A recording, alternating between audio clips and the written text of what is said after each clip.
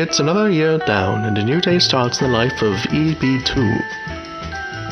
Originally a backwater squadron, flying P-51s and MiG-15s, we've now grown into a fine first-line unit.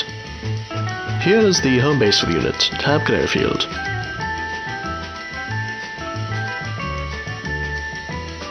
Sunrises over the dam never get old. After coffee and a bit of light exercise, pilots finish their pre-flight checks and start their engines. The training unit, always welcoming new volunteers, hastily clears the runway. Their mission today is not a blockbuster, but it is a favourite show for the troops on the ground.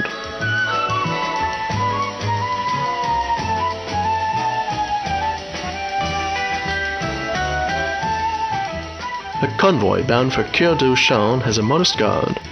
To remain truly safe in the hinterlands, air power is needed, and thanks to the unit, air power can be provided.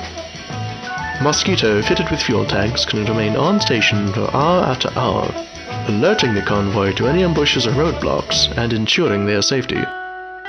It can follow a vehicle back to its base, however far that may be. Look there, a mortar, set up and prepared to fire. The Mosquito can engage with its own guns, but here it calls for backup from two on-call MiG-21s. Rushing into the air at breakneck pace, the Mozzie talks them onto target, and they engage with bombs. This high-low dynamic keeps operating costs lower for the valuable fighter jets, while still keeping maximum lethality when the need arises. This is the usual day in the squadron, yet there is more to it than just dust and rocket runs. Conflict has regrettably made the seas more dangerous as well, and with a number of hostile foreign powers chopping at the bit to intervene, it's up to us to keep the Mediterranean safe as well. Here's the pride of our Navy, the Volunteer Naval Service, the SVNS 15th of March. Life isn't glamorous aboard the aging vessel, but sailors have a deep fondness for the grandmother of the fleet. An ASW helicopter takes to the skies.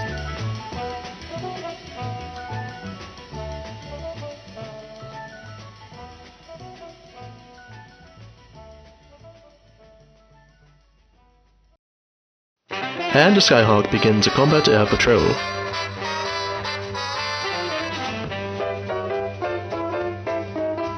Gracefully she sails.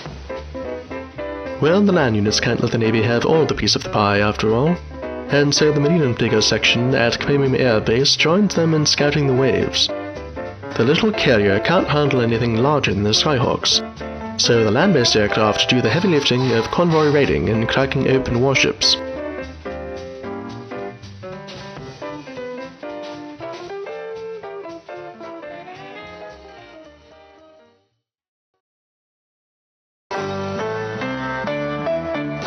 Apparently, such is the nature of our proficiency in counterinsurgency that we've been invited to help form coin divisions in other countries, such as Georgia and Argentina.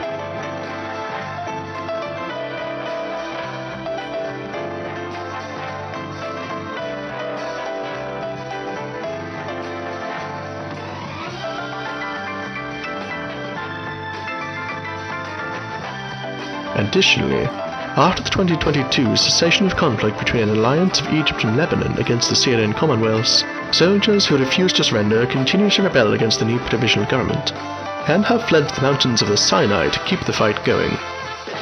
An internationally approved military presence has recently set up shop at Abu Rudeis. While we have attempted to remain neutral in world affairs, it seems the world doesn't wish it to be that way. Attempts by the Americans and British to call to influence and update our fleet to modern Western standards didn't seem to stick the landing. Iranian support for our air fleet is accepted, if not encouraged.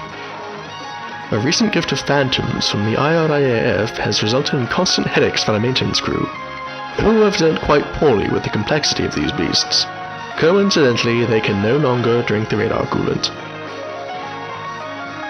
Currently our assignment is to stabilize the fractured Republic of Cyprus, host to a renewed and redoubled insurgency, as we reach the 50th anniversary of the 1974 invasion. Here is the recent engagement with a major cell located near Athienu. Gunner, hypershot, 2 PCs, right PC.